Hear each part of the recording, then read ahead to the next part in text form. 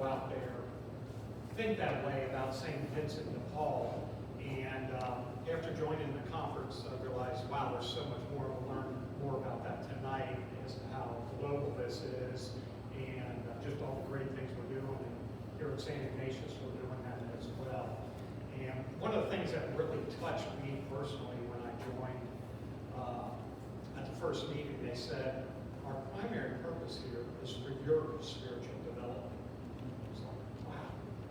And that really, I've been in a lot of different ministries, and never has that been the primary focus. And it has made a profound impact in mine and a lot of our members as well, and just keeping our relationships with Jesus. And we're called as Christians to go out and be like Christ and serving those in need. And we are the face of Christ to those people we're serving, and we see Christ's face in them as well. And it's just beautiful, this ministry, and genius of the home visit, going out and meeting them in their homes, getting to know their situation more, discussing the resources and agencies out there, making sure they're utilizing all of them, and praying with people, as well as, it comes down a lot of times to financial assistance in helping them get out of a tough situation. And I did just want to share one kind of testimony. It's neat that we're serving people that are in our neighborhoods. And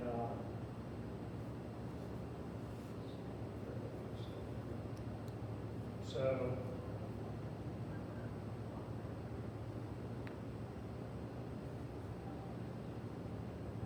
this is Amy, who we helped right down the street off of North Bend Road.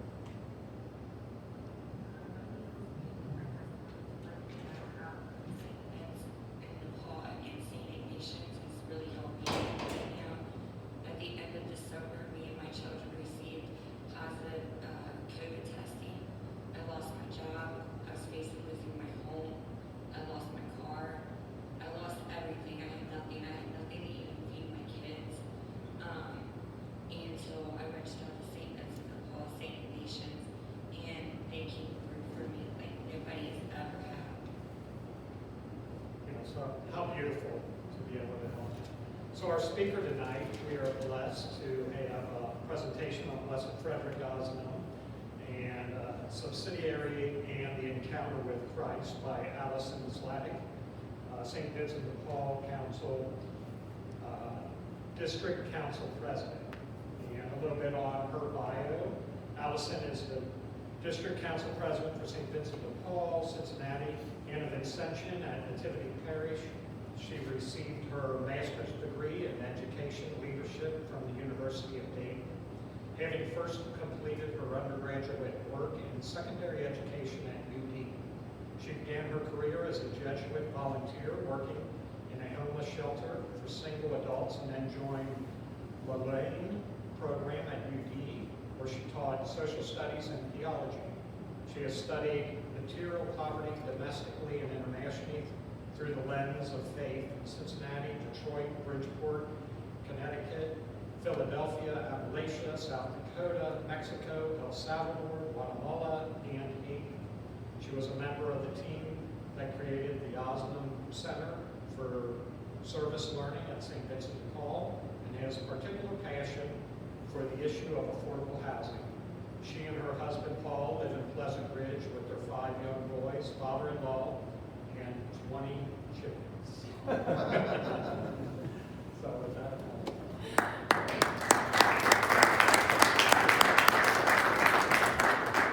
Thank you. Yes.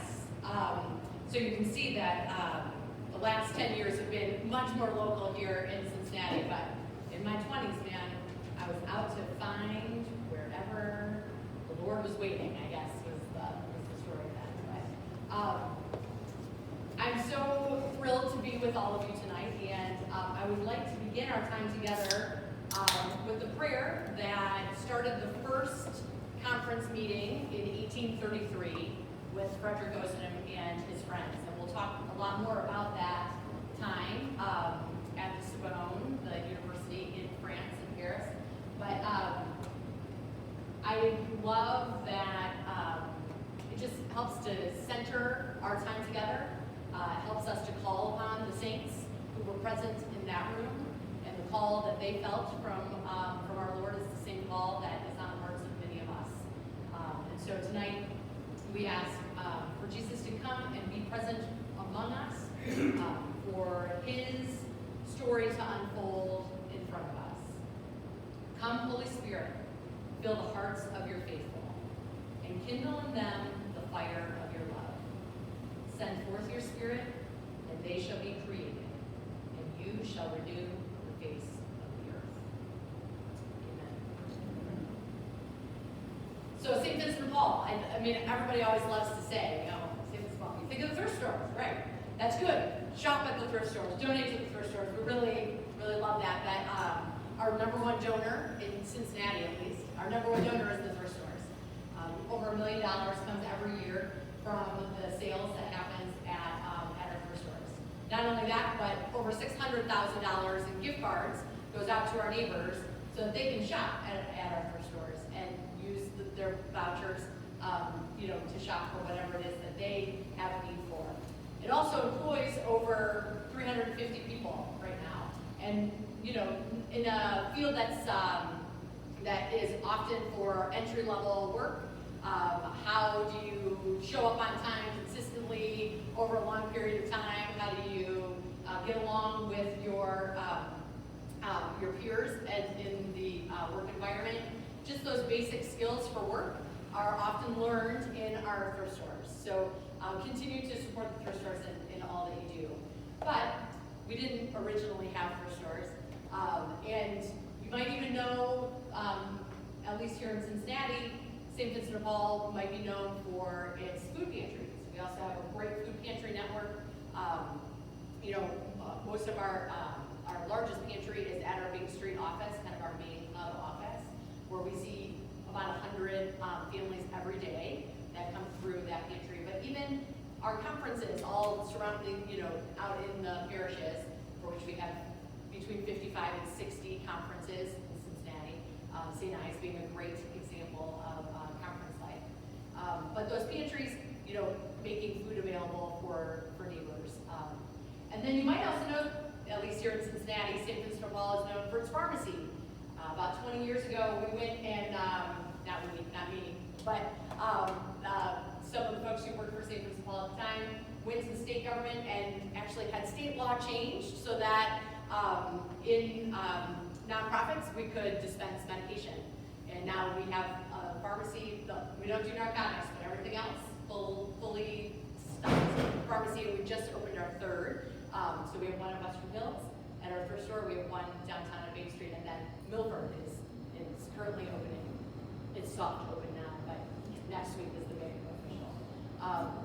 And you'll see how the pharmacy actually comes through in the story of Frederic as well. But the real work, though, the real heart of St. Vincent de Paul is what happens in the parishes, where small groups of parish parishioners become friends and grow in faith with each other in order to then go out and serve the neighbor. The biggest thing about St. Vincent de Paul is, we have faith, friendship, and service as our triangle of what makes St. Vincent de Paul conference.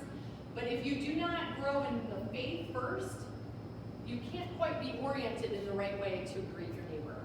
And so having a strong faith life, both individually and as a community, is crucial to the work of St. Vincent de Paul, so that you can then go with a servant's heart to our neighbors. But tonight, the biggest fun fact, sorry, spoiler alert, but the biggest fun fact that most people don't always know is who started St. Vincent de Paul. It was 200 years after Vincent himself lived, where Frederic Ozanam, who was a young man of 19 years old, and his buddies come together. And we'll talk more about that in a few minutes. But our title tonight is Subsidiarity and the Encounter with Christ. Two words there that are particularly important to our conversation is subsidiarity and encounter.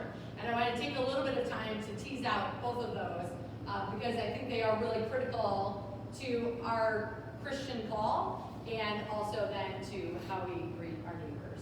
Has anybody ever heard of subsidiarity before? Yeah. Do you want to give, what do you think of when you think of subsidiarity?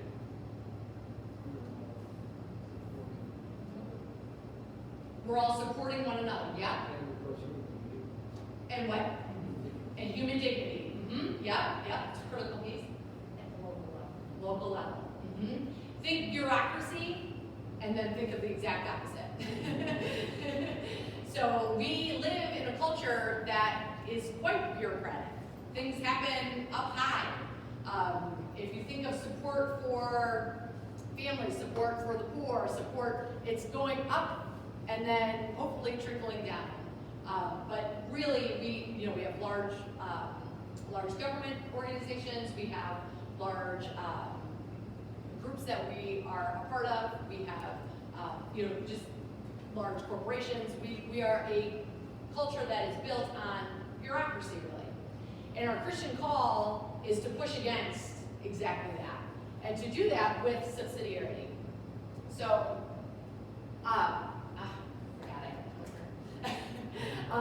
so subsidiarity is a critical part of the principles of Catholic social teaching. The foundation of Catholic social teaching is that idea of human dignity, that all people, every person, is made in the image and likeness of God.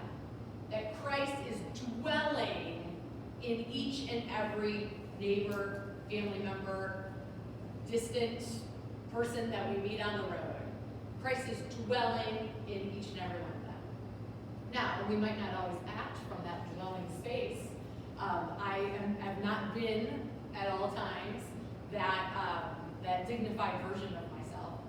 One of my favorite things that I learned in class, I was taking class at Athenaeum, and we were studying Thomas Merton.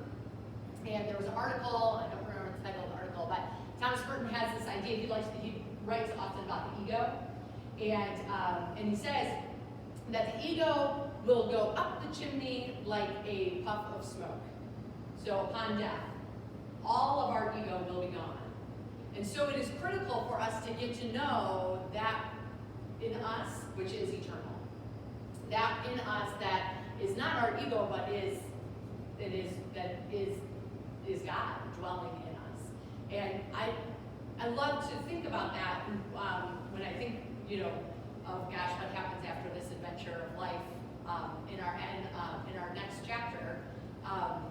Maybe a lot of our fear of death is actually rooted in the fact that we live so much in our own ego, and that's not going with us. So, what opportunities am I taking advantage of to get to know the eternal piece of me, that which was created by God, that is the dignified, most perfect dwelling place of our Lord. So in subsidiarity, all the way around the circle there, you get to this, I want to meet the God that dwells in you, the dignified piece of you, and I want to experience that with you. And that is a real cornerstone to our faith life and a real cornerstone of Catholicism that Frederic Ozanam brings out in his work. Also, too, when you hear about Catholic social teaching, a lot of times people will refer back to Rerum Novarum or other encyclicals that have been written only in the last 125 years. And workers' rights, the dignity of work, it's a very, every right has responsibilities, all these things that have been very important to the creation of our ideal social fabric in today's society. But really, if you really read into Catholic social teaching, people will actually start to point back even further, and Frederic Ozanam becomes actually one of the foundational writers for our gift of Catholic social teaching. So we have great gratitude to him for that. But okay, the second word that I want to make sure we really have a great handle on before we go forward is that word encounter. This has become particularly popular under Pope Francis's pontificate. And has anybody heard that word more in the last 10 years, you feel, than you have before? he often speaks of a culture of encounter. He would like for us to become a world where we have encounters with people. And he sees that, maybe bureaucratic lifestyle, the rise of the technological revolution, all of these things are keeping us from encountering people. We might know, we know of more people, we might have awareness of more of our neighbors, but are we really encountering? So one of the examples that Pope Francis likes to speak about is the family who is sitting around the table and each of them has their cell phone in front of them, in which they are learning about other people when they are missing out on the encounter that is right in front of them.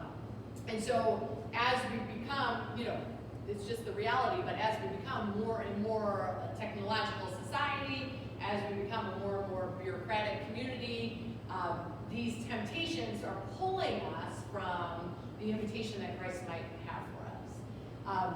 The way that Pope Francis speaks about encountering, this capacity for empathy leads to a genuine encounter. Empathy leading to encounter. We have to progress toward this culture of encounter in which a heart speaks to a heart.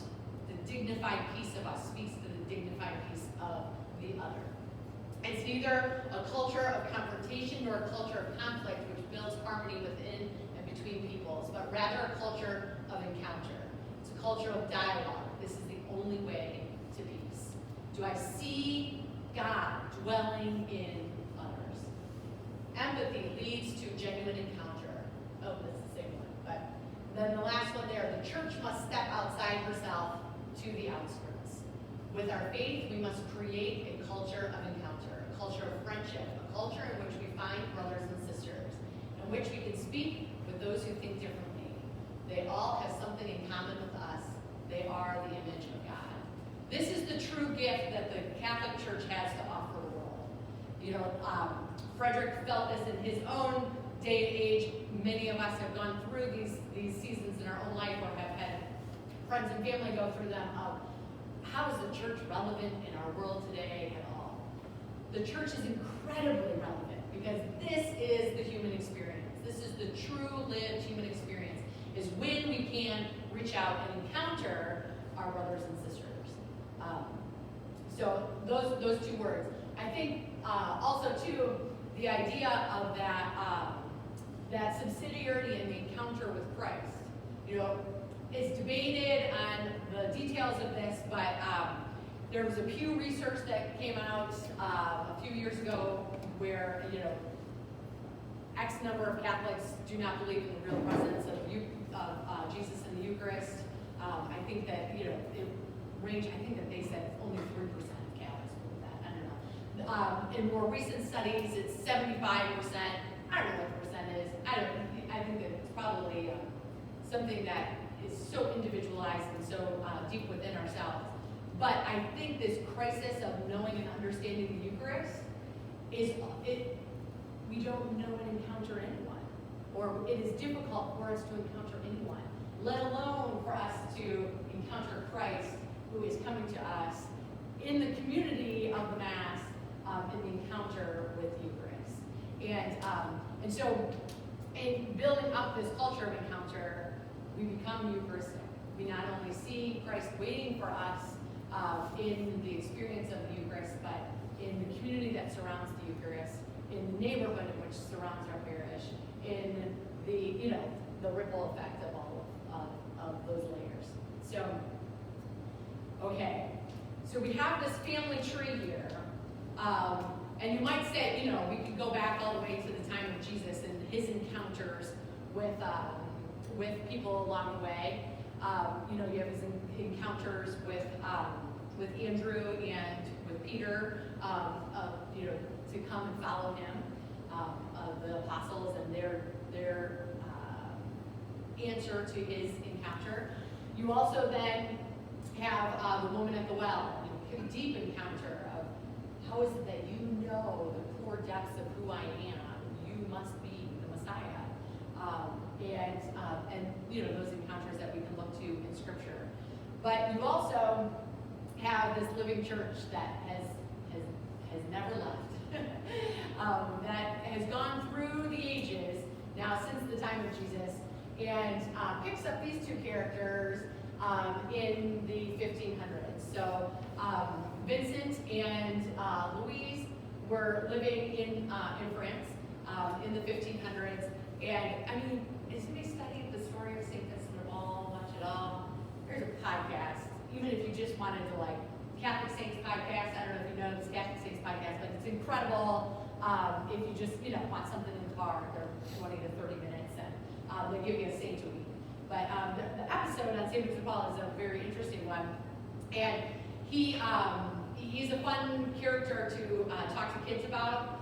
In particular, his time in which he was captured by pirates, literally captured by pirates on the Mediterranean Sea. He was going to go and receive inheritance from a family member. He gets captured by pirates and is enslaved for a couple of years, and ends up converting his owner, and then is able to go on in ministry.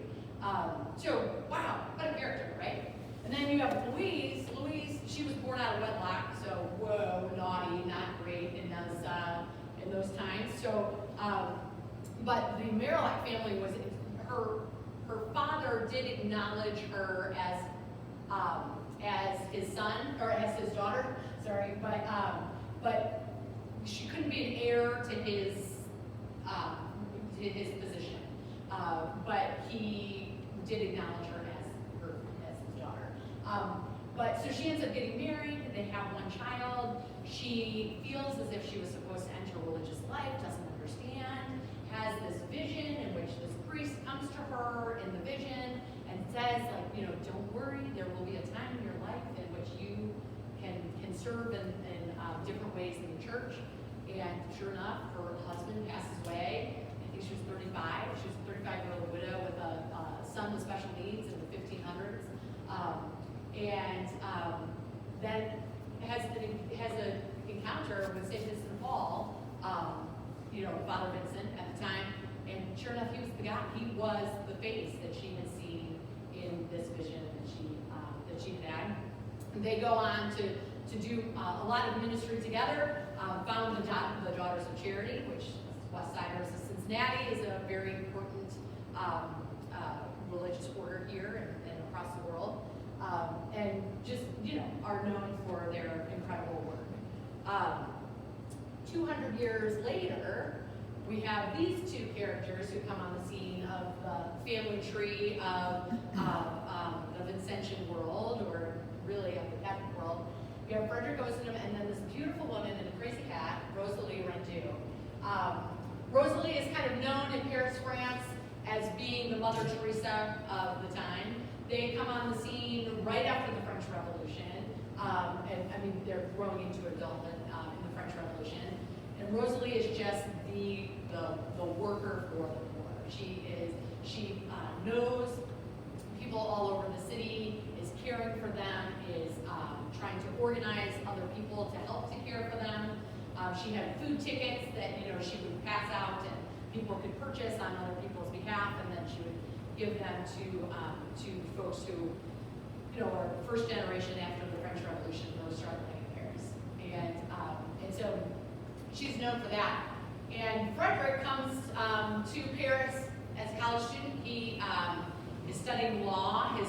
His father really wants him to become a lawyer, and his father was a doctor himself. Actually, probably modeled the first home visits because he, as a doctor, he was known for not having people pay for his services and always sacrificing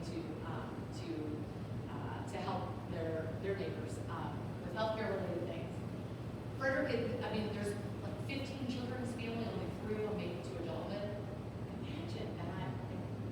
It's just incredible. And his parents and grandparents have all these stories of the French Revolution, living through the French Revolution, and then dying in the French Revolution. And kind of a greatest generation feel to it, that we can relate to here in the United States. So he comes as this young kid to the Sorbonne. He's very, very smart, wicked smart, uber intellectual, and and is known for his intellect. He loves to debate, loves to really get into discussions with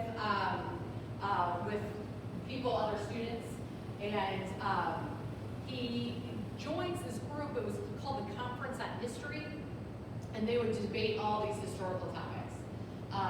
Frederic himself was a lover of medieval times. He loved medieval literature, and he really appreciated that time in history. He loved to write about that time in history. He loved to read about that time in history. And so he would come to these debates, though, on the Conference on History. And, there's three things that I think we should know Frederic Ozanam for. One of them is for sure is his role as a professor. So he's growing into that now as he's a student.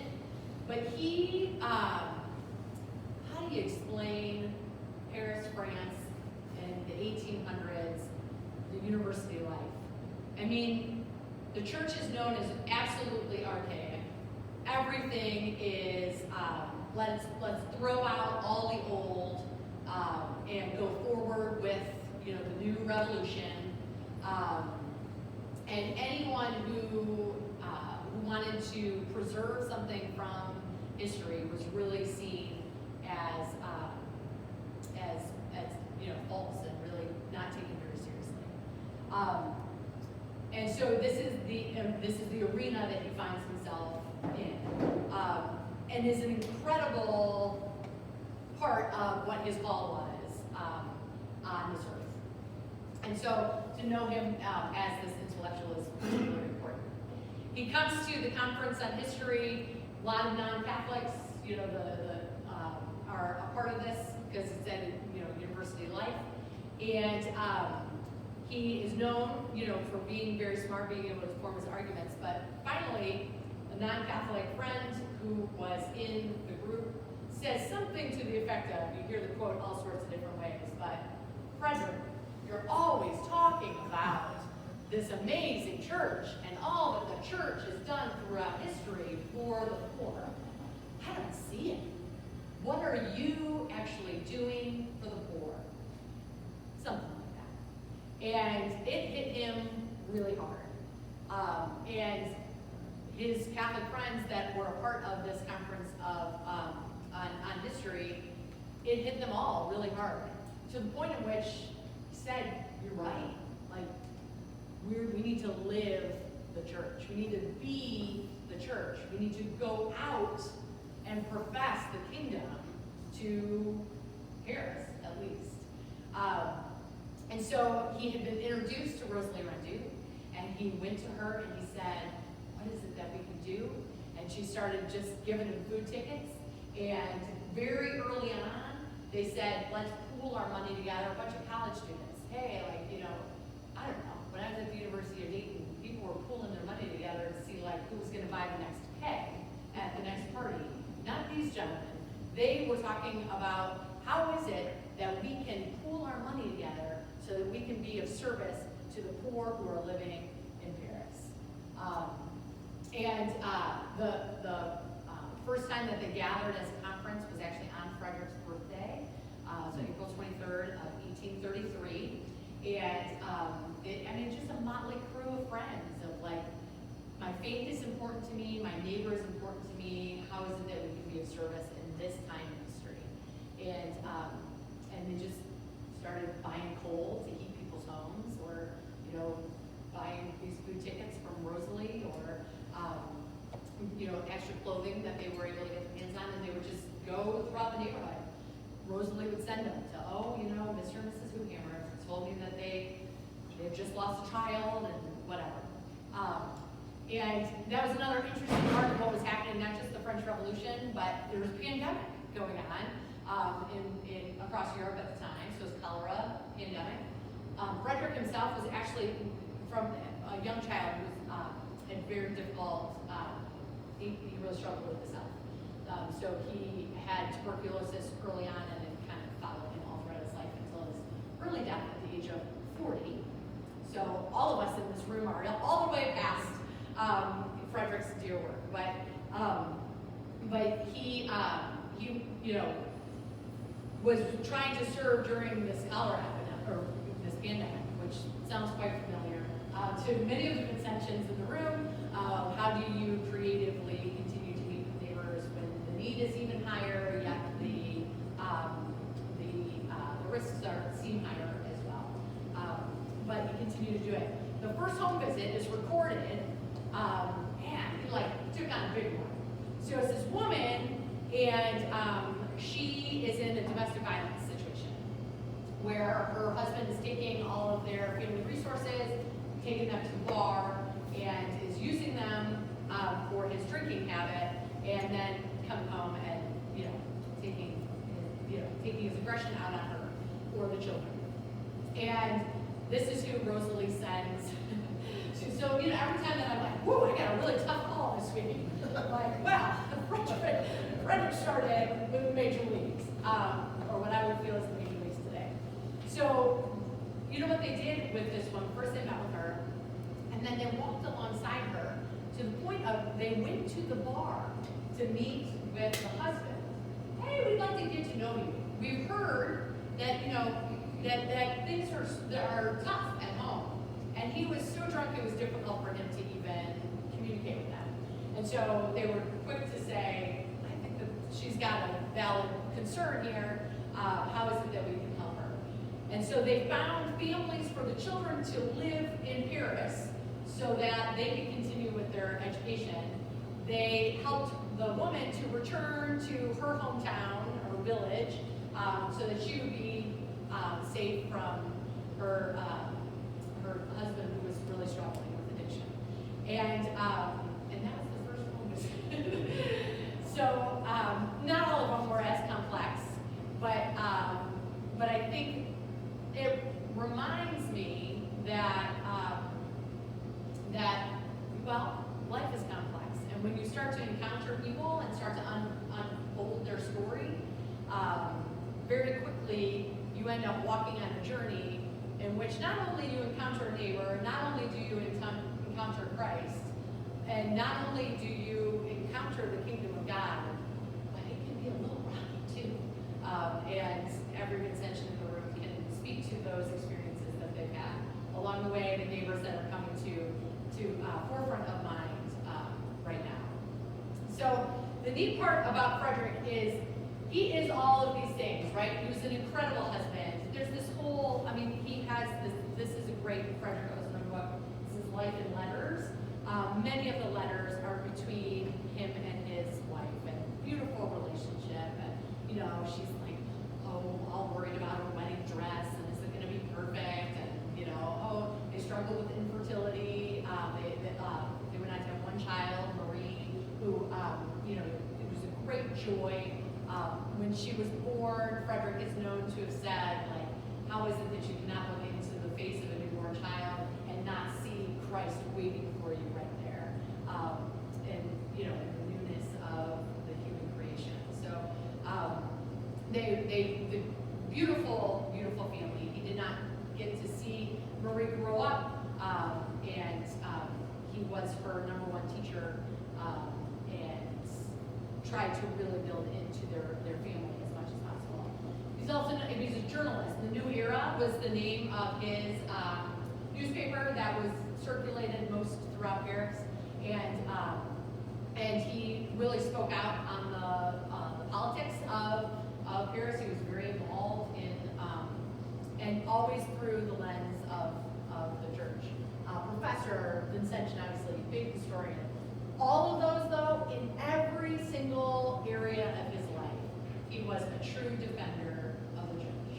And he saw the beauty, he understood the beauty of Catholicism and the gift that it was, that he was holding for a short time, that many had come before him, and many would come after him, and we're grateful for his willingness to, in all facets of his life, defend that which was particularly under attack during that time, which I think can resonate, for all of us too. Gosh, this church can look a whole lot of crazy when you're looking from the outside in, and reality is, the testament that most people read is our own lives and our own actions. So, being that example of the living gospel. So he's known as this professor, this historian, this really great. He's also known as the founding of the Society of St. Vincent de Paul, obviously, which we touched on a little bit. But I want to talk about one particular story that just really hits home for me too. And it was in July of 1948 in Paris. There's a great uprising that happens in the streets of Paris. One of the big things that was going on after the French Revolution, even still, that the top 1% of wealth owners, of the wealthy, they were the landowners. Only landowners are allowed to vote at this time in Paris. So a lot of power, a lot is centralized in that particular group. There's a lot of just wrestling that's going on in culture. There's this voice that's coming up from the revolution. The middle class is really starting to demand rights that they deserve, and it is a really sticky time. Frederic finds himself in the middle of this, and actually joins the army, you would say, that is helping to defend Paris, to keep Paris protected. Even though the other side, on the other side of these kind of barricades that end up getting put up all over Paris, France, are the working class, are people that he has encountered many times throughout his time as a Vincentian. And he joined this the civilian army to defend the city, but then also to be this bridge between these two groups. And one of the most incredible parts of his story, I think, so it's like 3 days, 12,000 people, 10 to 12,000 people are killed in Paris. There's, just fighting that's happening all throughout the streets. Rosalie Rendu is trying to kind of protect and barricade her area so that people stay safe in her community. Frederic is out with his friends. And he finally says, I want to go to the Archbishop, and I want the Archbishop to come out and to speak and be a unifier of all people in Paris. So he goes to the Archbishop's house and he says, this, we need someone who can speak of peace. And the Archbishop said he would go out. And there's a story, the story's told, this is a great book, Apostle on the Top Hat, it's all about Frederic Ozanam's life. I highly recommend it. It's very easy to read, and it really tells his inspiring story. But he, the bishop goes out, and a Vincentian has made a flag, a white flag, so he's got a stick and a white flag tied to it, and hands it to the bishop.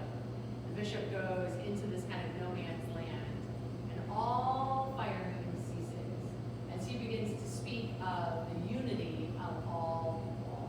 And what are we doing sitting here fighting with one another? And one shot goes out, and it is into his back, and he is shot, and he dies for 8 hours because of his injury. And the bishop, yes. The bishop dies at that scene. Vincentians all around, this great battle happening between the people of France. And he knew that there was a large chance that he would die in this encounter. And he said, as a shepherd of my people, this is what I'm called to do, to lay down my life for the church. What an incredible witness. You think of all the divisions that are happening. Are we really showing up at that level? Is the church really showing up at that level? Sometimes we really are. In particular, when you start to look all around the world. But so deeply so convicted that the most important piece here is unity. And if that means that I'm sacrificing my life for that, so be it. But I know it And afterwards, Frederic goes on to continue to do home visits. They say that actually it was one of the big pieces of the end of that battle in July of 1848 was the death of the bishop, where it woke everyone up to what is it that we're doing here? We're all brothers and sisters. Who are we shooting at? And they talk at the next conference meeting about going on home visits now with people that they were on the other side of these barricades with. And now we're sitting at the hearth with one another, knowing the dignity and worth and the value of each of us. And I just think that that is an enormous call as Catholic Christians. Where is it that we are open to being that bridge in our communities? Because when you go on home visits, you start to see people that you would not, cross paths with in your everyday experience. And sometimes you might even say on opposing ends of all different sorts of divisions that we have in our society. And yet it does seem to just sort of melt away. And you're standing and encountering a brother or a sister who's in need, whose life seems a whole lot similar to the one you lead as well, who's trying to just get by in their human experience. And so I think that is a unique way in which we are called as Christians, but that the Society of St. Vincent de Paul can help to bridge in our society. So, okay, so you have all of these things for Frederic, and then you have this worldwide network. We're in 52 countries. Frederic said, he's quoted in the book, it's a wonderful quote from the book where they got to 9,000 members, and he thought, like, who can say that the church is not alive in today's world? Look at these 9,000 people who are out and doing the work of the church. Now we're in 52 countries, 250,000 people plus, all over the world, being available, being a phone call away from folks who have really deep needs in their life. Here at St. Ignatius, this is St. Vincent de Paul, Cincinnati. You have, this is the International St. Vincent de Paul, and then you have St. Vincent de Paul USA as well. By the time, it was 25 years, and the St. Society of St. Vincent de Paul, 25 years after Frederic's life, was already here in Cincinnati, without Twitter. I mean, it's incredible. It's incredible that all of that was able to unfold. I think we're 6 months older than the Reds franchise, or 6 months younger, I forget, but same year that the Reds franchise came here to Cincinnati. The Society of St. Vincent de Paul was here. First Red State, Cincinnati parade, I'm sure. It was the Society of St. Vincent de Paul. I don't know about that, but you can see that it is a worldwide network. And I think that one of the reasons that it is because it's so simple. It's just so simple. I'm not going to judge you for any choice that you've ever made in your life. I'm going to respond to the need that you have in the world today. I'm going to treat you as you should be treated, a brother and sister in Christ. Whether that's my extension brother or sister, or my neighbor who's calling us. I think that one of my favorite words in the English language is intimacy. And every time that the word intimacy goes through my head, it's not just intimacy, but it's intimacy. That is what we are called to do. We are called to see the eternal, the beautiful, the dignified version of Christ dwelling there in our neighbor, whoever it is. And in those intimate moments that we have with our family, that we have with our spouses, that we have with our children, that we have with our deep, long friends, that we have with our neighbor too. You can feel what I hope the kingdom of God to be like. know that in my time as an Vincentian for 15 years at Mississippi Parish, and I look back on some of the encounters that I've had with neighbors, and just people start to kind of flow through my mind. The Mary who lived in the wealthier part of our little neighborhood would never think that someone from that street would ever be calling St. Vincent de Paul. And her husband died when she had 2 children, and she had always been home. And all of a sudden she had to take me for St. Vincent de Paul to show up before the insurance, I think it was. Wow, did I see my story and hers? Yeah, I'm a mom who stays at home with our kids, and I can't imagine, or the single mom, Angela's the one who stands out to me the most, but she calls us fairly regularly. She has 5 kids herself, and there's always somebody running around at the home visit, like we're trying to get the paperwork and all that kind of stuff, and somebody's running in and out, and wow, single parent, man, that'd be a lot harder to do my life without Paul on the other side as my partner in crime. I can't imagine that. Or wow, the time that I forget this woman's name, but she had just had twins. So our 2 oldest are twins, and these twin boys had just come home, and they were like 4 pounds apiece or whatever. And I just remember, at the time our twins were probably 12, and just to see these little peanuts again, and to see her at the beginning of this journey so hopeful about being a mother, and just to experience that together. I think of a home visit where one of our neighbors, she had just lost her mom, who they lived together and were sharing bills, and had really created a home together, even though they were both adults. And she had just died of pancreatic cancer. And my dad died of pancreatic cancer 5 years ago. How is it that she would be the home visit that I would go on? And we could speak to what the loss of a parent is like, and what we feel is a really young age, and to really connect with one another about, man, life is sometimes really rough and difficult, and we have a lot in common. I think a home visit that I got to go on with our CEO from St. Vincent de Paul as part of his interview process.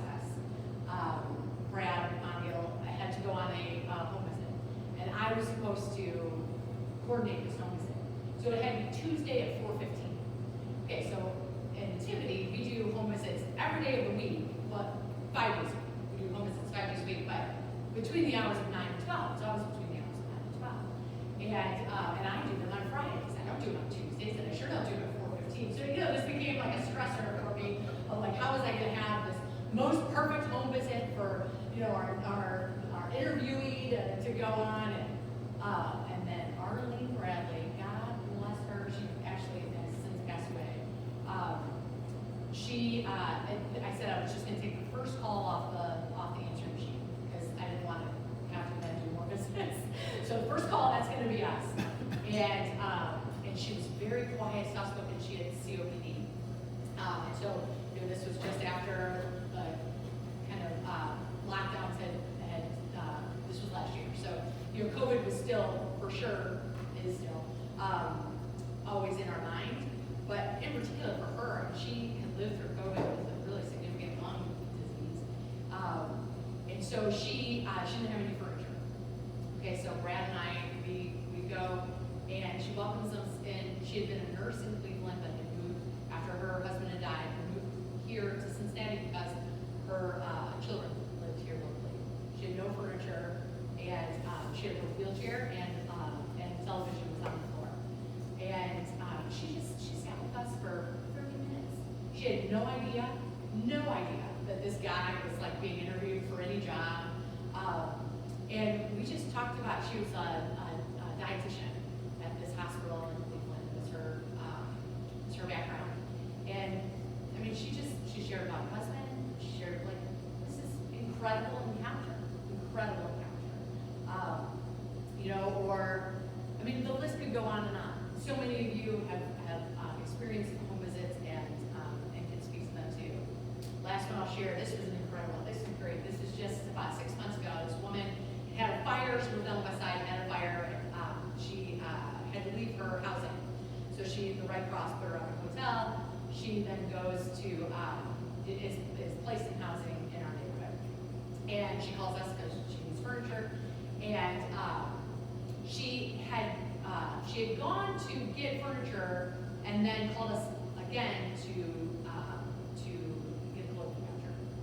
So we arrived and she says, oh my gosh, I have to tell you the story of what happened to me when I went to get my furniture. I went to the SC store and they didn't really have a lot of stuff that day, And so she was leaving the store and she ran into someone that she had stayed in the hotel with, who had also been placed by Red Cross. Ran into him at the SC Avenue, San Francisco. And she was talking to her for a while, and the woman had never been to the SC store before. She's like, I'll show you where the furniture is. So they go back. Remember, this lady was walking out of the store. They go back, and there's a truck that is unloading at that time. And they have a dining room table and 4 chairs, which was her top priority of what it is that she wanted for her new home, because she thought, chairs, you can kind of move them around, whatever. She says, it's the most beautiful. So she shows us the dining room chairs and the table, and she had a milk jug with flowers that she had cut, and they were in the center of her table. Just like it was beautiful. This blue table was just a really beautiful scene. And she just was like, I have seen the Lord so many times through this process of losing my home. Because I've had to surrender to the help of others, to the not knowing. Let's talk about pilgrimage, And that's the human experience. That's what Frederic Ozanam wanted us to do. And what he did with the people of his time. So we have these core values: the spirituality, faith, friendship, service. That's what we call them in Cincinnati, at least. But same thing. And that all 3 of them play into each other. You can't have St. Vincent de Paul without first being founded in our spirituality. The growth of the spirituality of the Ascension is the core responsibility of conference. We are not coming here just to serve our neighbors. There's lots of agencies out there that can serve neighbors. And, do it well. We are people of faith who are called to be people of faith, to encounter our brothers and sisters and our neighbors. So, yeah. And I think I would like to close with this prayer that many of you maybe know. But it's the credit is given to Saint Oscar Romero now, but it was really written by Pen Under. He's a bishop up in Michigan. And I think that it is the best prayer that I have ever seen that really speaks deeply to me about the Christian experience and the perspective that we should have on our Christian experience. So we'll close with this. It says, it helps now and then to step back and take a long view. The kingdom is not only beyond our efforts, it is even beyond our vision. We accomplish in our lifetime only a tiny fraction of the magnificent enterprise that is God's work. Nothing we do is complete, which is a way of saying that the kingdom always lies beyond us. No statement says all that can be said. No prayer fully expresses our faith. No confession brings perfection. No pastoral visit brings wholeness. No program accomplishes the church's mission. No set of goals or objectives includes everything. This is what we are about.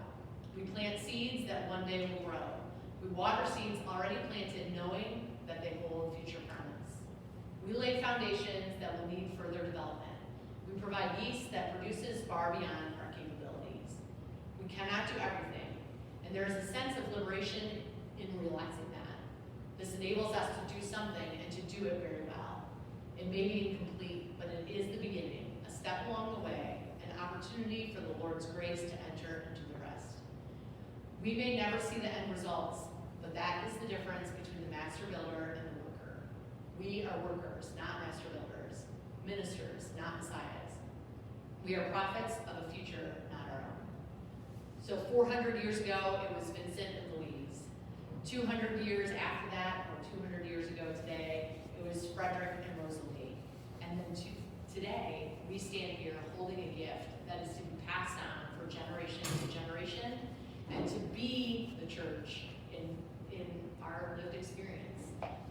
It's a heavy call, but it's a great opportunity to see the kingdom of God that awaits us for eternity. So, thank you.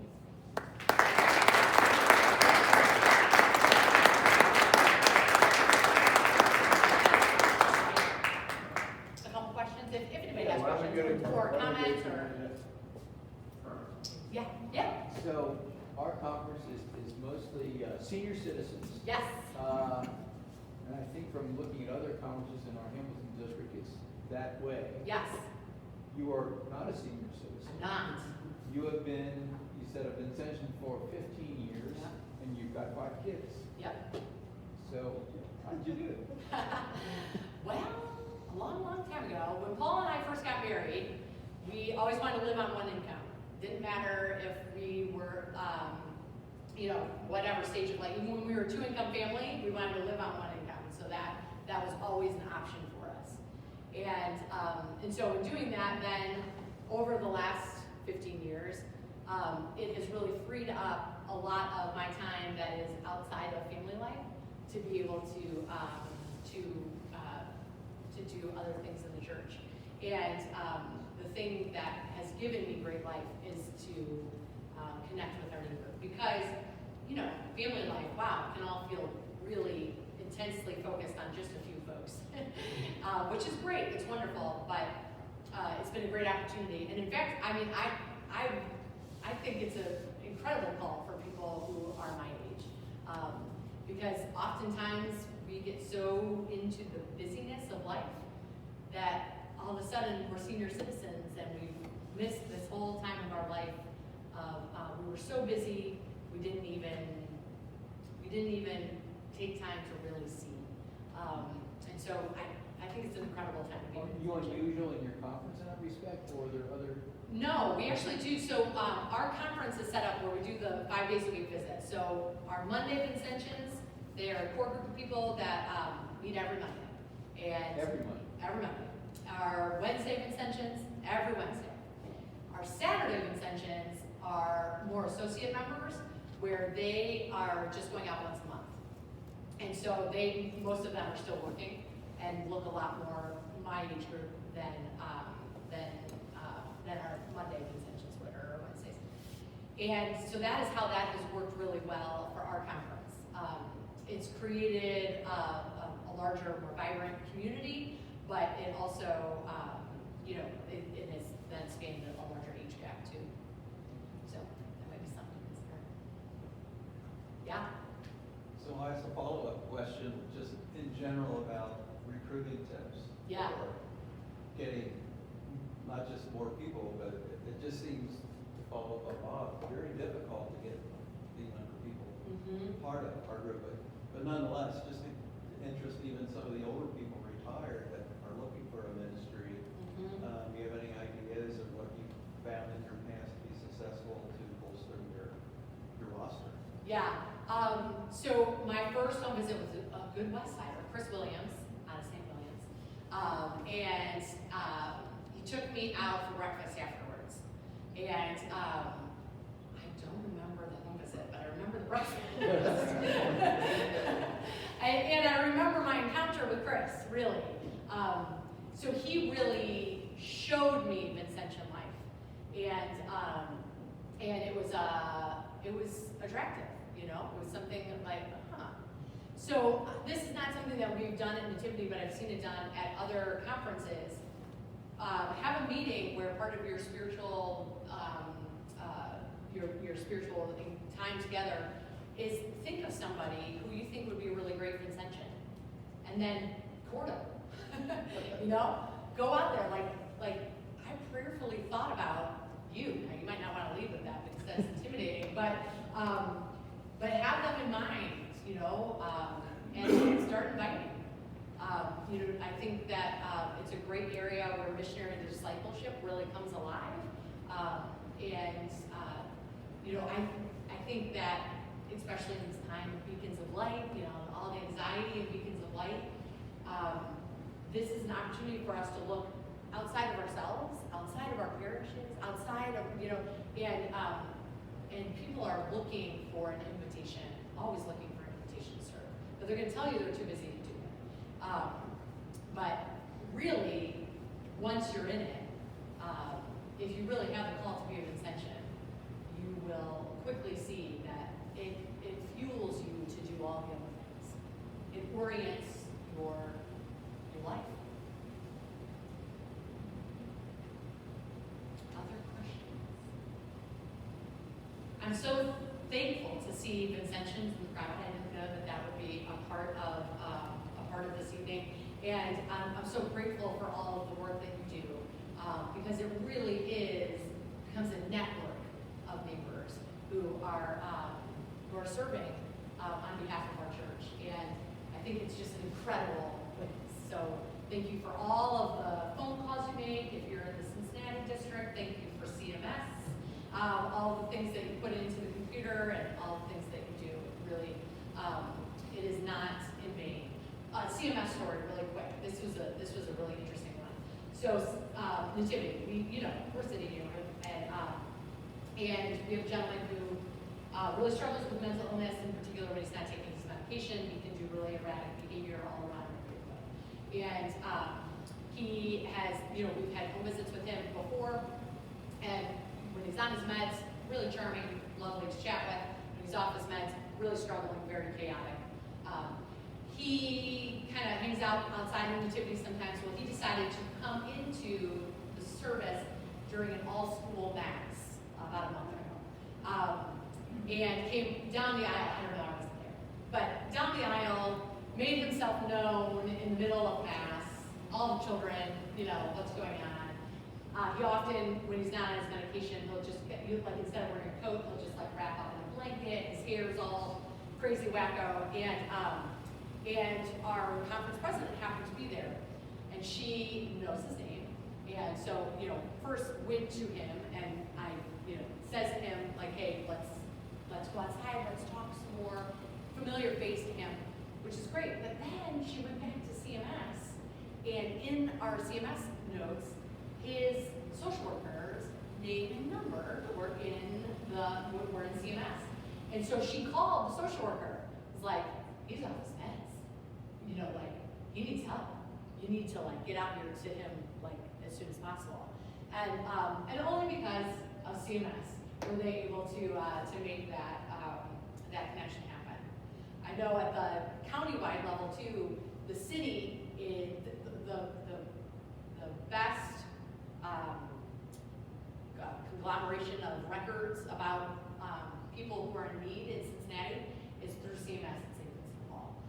And so they are using that in particular in areas around affordable housing to give a little bit more context to the story of our neighbors. And so that is because of the work of every little annoying time that won't let you go forward on the page. Think instead of us. Alison, I've been asked, what is your role as president of the district? Yeah. How is that different than the people of Main Street? Sure, yeah, okay, so every district around the world has a district council president. Most districts are just groups of volunteers. Many districts do not even have paid staff, most are just, parish-based. Maybe they're doing a thrift store out in the basement of one of their churches. One of my dear friends, her mom is a Vincentian in northern New Hampshire. To hear her experience of being a Vincentian in northern New Hampshire is just, it's awesome because it's just so different. But every district will have a district council president who kind of oversees what's going on in the district. Now, in the Archdiocese of Cincinnati, we have 5 districts, okay? So Dayton and Cincinnati both have some paid staff. Cincinnati is 425 paid staff or something like that. And then there's Springfield, which is up north, There's St. Martin's, which is out east, and then there's Hamilton, that's in between Dayton and Cincinnati. And so for us in Cincinnati, there's a lot going on in our district. We run a nonprofit, not just our conference work that is happening, which is core to St. Vincent de Paul, but we also have a nonprofit. We have 8 stores, we have our food pantries. And so the district council role is to kind of oversee that, which is happening in the district. But we then, for our nonprofit, also have a board of trustees. And we have a chairman of the board who helps with the nonprofit end of our nonprofit that's here. So Tom Roberts and Chris Cincy, they are in the district council. They work for the Cincinnati District Council, but the nonprofit.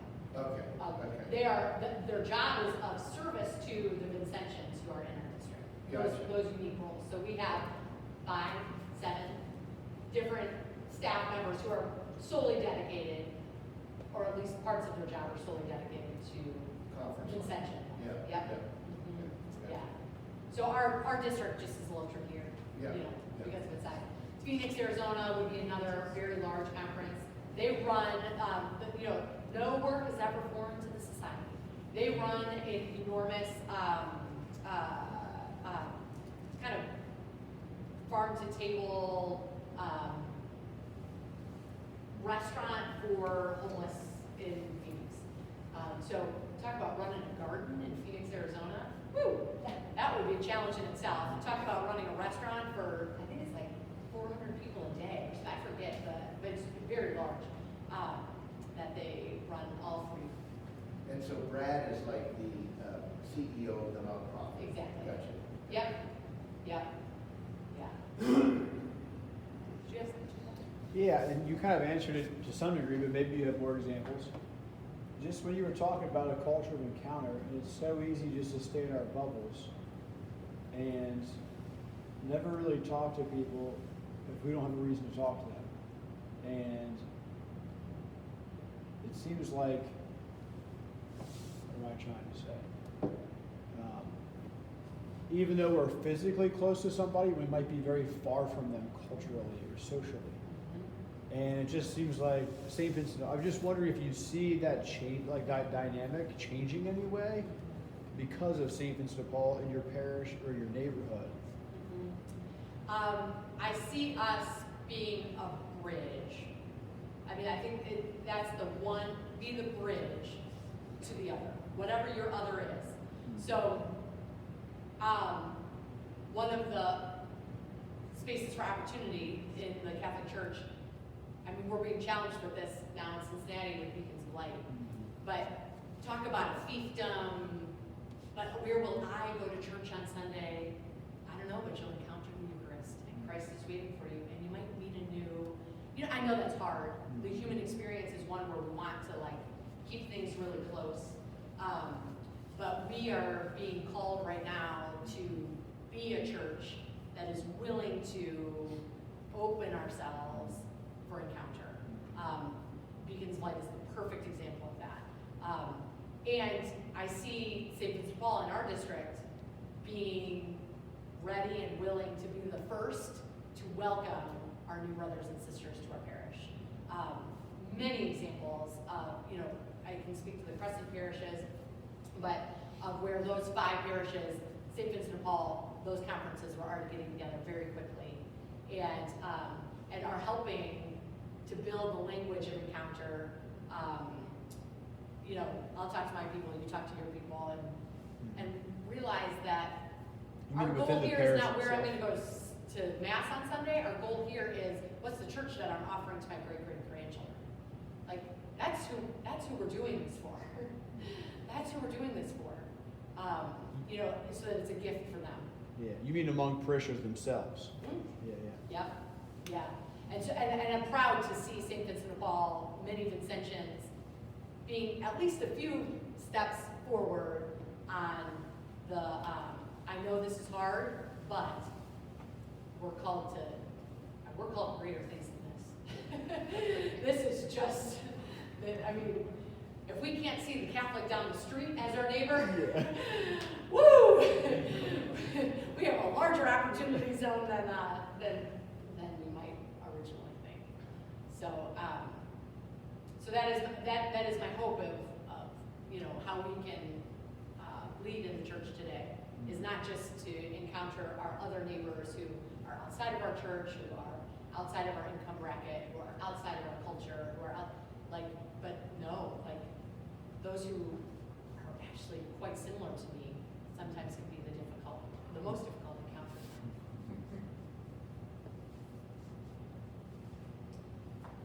All right, this is great. Keep doing the work, right?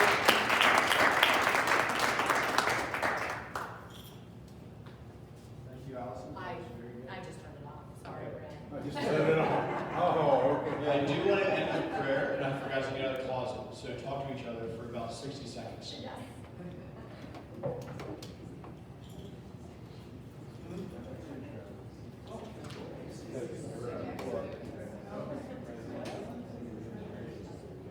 Picture of prayer. Yes, you can look that one up on the internet. It is. So if I'm the president of the St. Ignatius, St. Vincent de Paul Conference here, and I know a lot of you because you're in the conference, or in this case, Sacred Heart.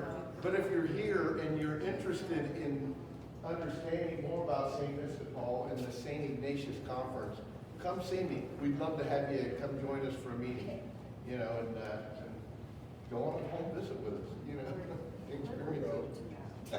Oh, wait a minute. You're already starting to train. Yeah. It is until the point in which you feel comfortable. So I do once a month Friday visits with our conference. And we had a woman who joined our Friday group. I guess she probably joined early December, and another woman joined in February. So we have 2 newbies. They still aren't even comfortable taking a call. They are still listening to us take a call. Now they'll go on the home visit and sort of